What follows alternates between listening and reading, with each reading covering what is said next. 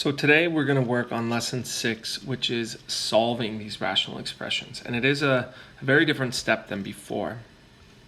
So remember how we did it before? There was no equal sign on these. So this is just a warm-up one. This isn't solving yet. This is just simplifying. So what I did first, remember, factor down. So I simplified this trinomial. It was n plus 4, n minus 1. The bottom, difference of squares.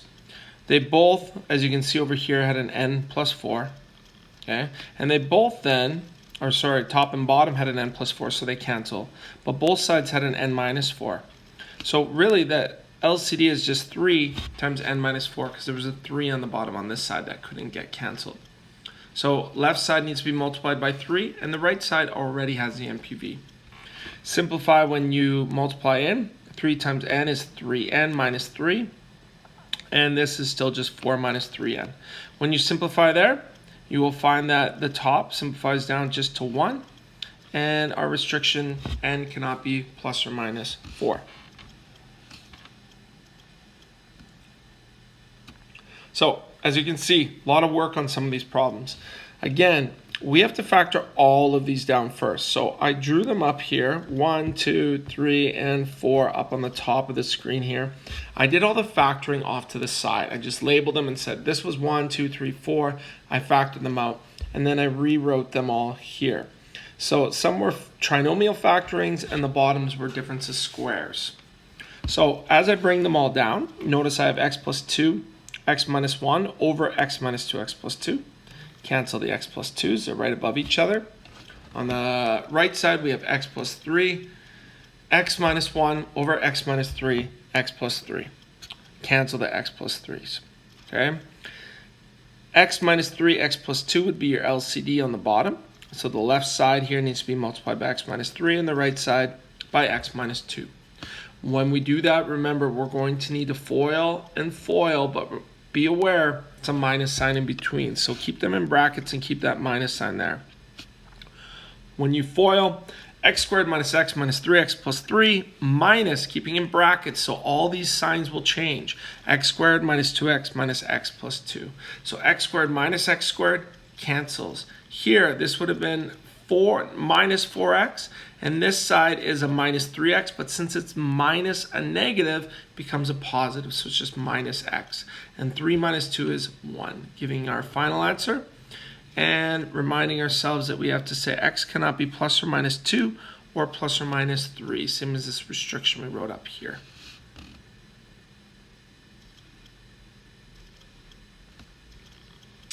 So, when we are solving, so those were our little warm-ups. When we're solving, we're going to do the same kind of idea.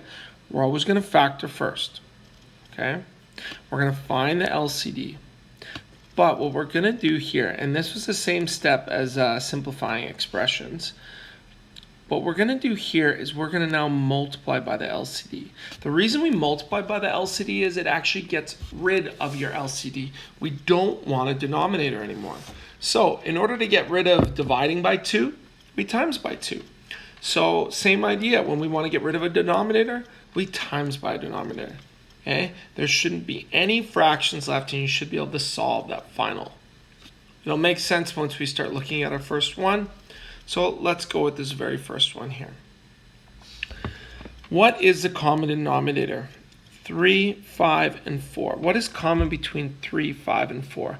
Well, what you're going to notice as you multiply the 5 and get bigger and bigger, the first number that all three of these go into is 60. Okay, it's actually all three of the numbers multiplied by each other. 3 times 5 times 4. Nothing smaller goes into it. And these ones have an x. 5 doesn't have an x, but the x needs to be in the denominator. So the denominator is 60x. Okay, I normally write it broken down as 3, 4, and 5 times x because it allows me to cancel.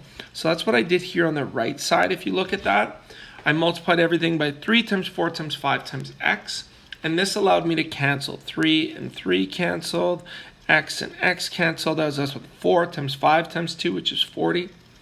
The 5's canceled. 3 times 4 times 3 times x, which is 36.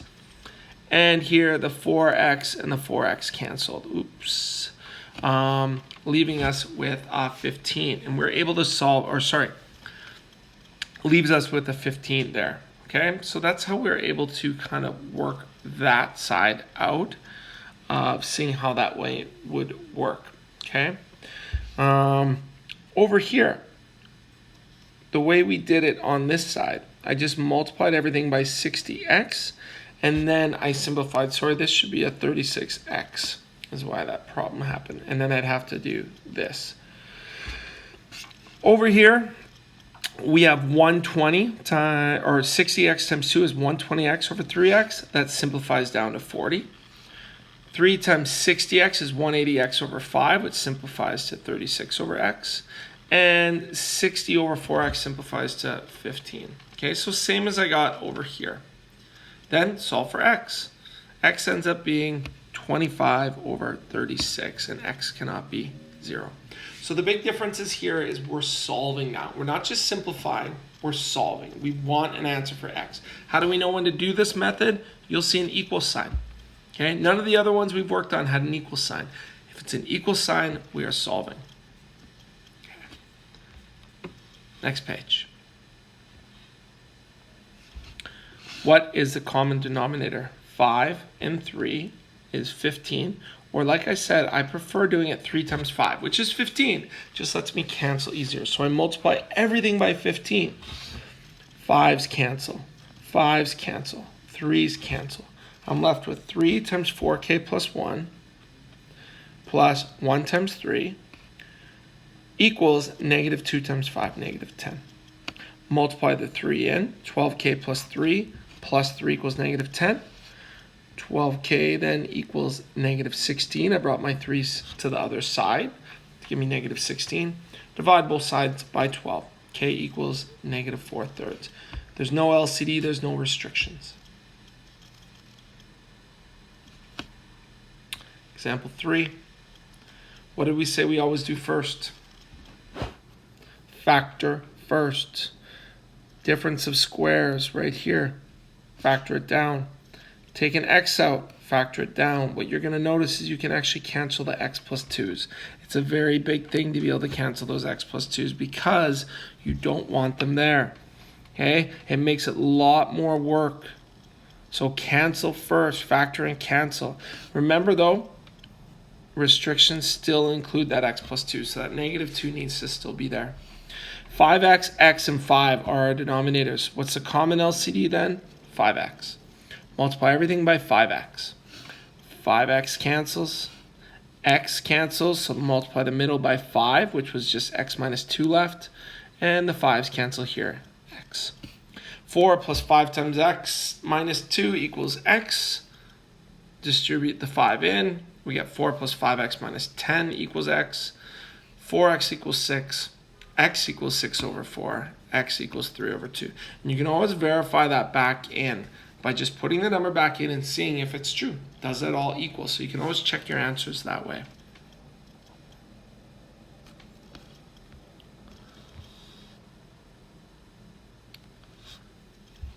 So, a couple little notes up top here. Remember when we solve, we multiply by the denominator to get rid of it. It's different from when we're simplifying. Okay, when we want everything to have the same denominator. Here we want to get rid of it.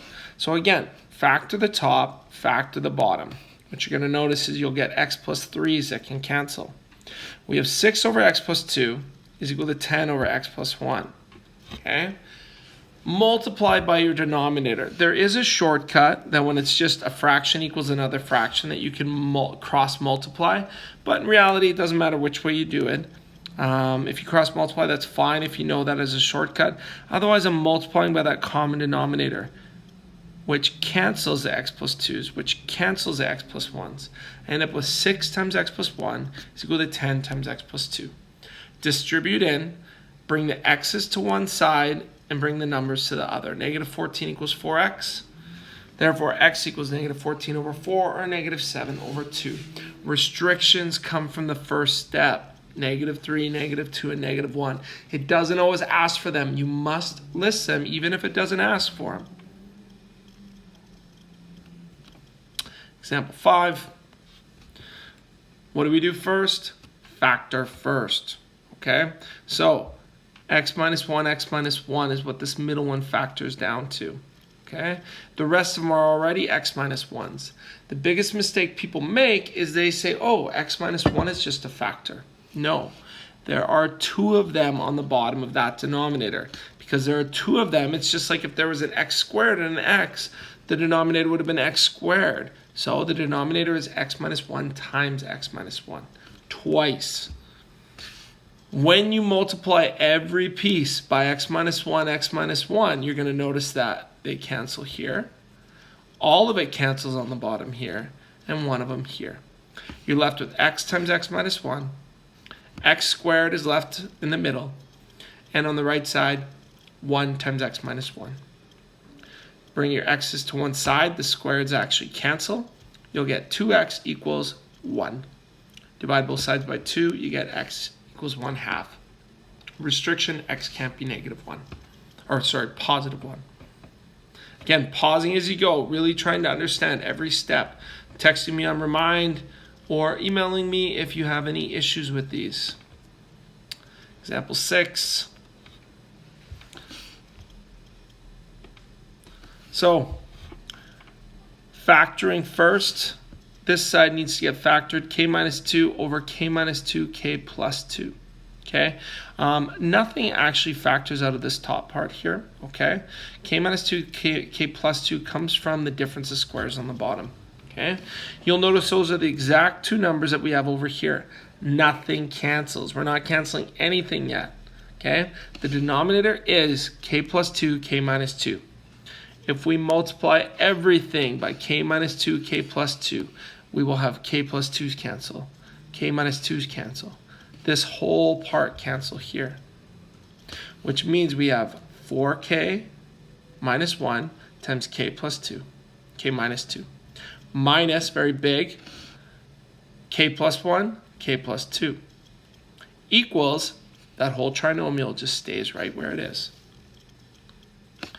We FOIL to get this. Remember that minus sign? We FOIL to get that. And we have it equal to k squared minus 4k plus 24. Bring everything together on the left. You end up with 3k squared minus 12k. Bring everything together on the left now. Bring all the stuff from the right over. We get 2k squared minus 8k minus 24. I factored a 2 out to give me k squared minus 4k minus 12. And then I did a trinomial factoring right there. 2 numbers that multiply to negative 12 and add to negative 4. Minus 6, positive 2. Our solutions are positive 6 and negative 2. Remember from past units, what would make this 0? K being 6 or k being negative 2? Now, here's a catch. What was our restrictions at the start? Plus or minus 2. What was one of our answers? Minus 2. Can that be an answer? No. Our only solution, therefore, is k equals 6. K cannot be plus or minus 2.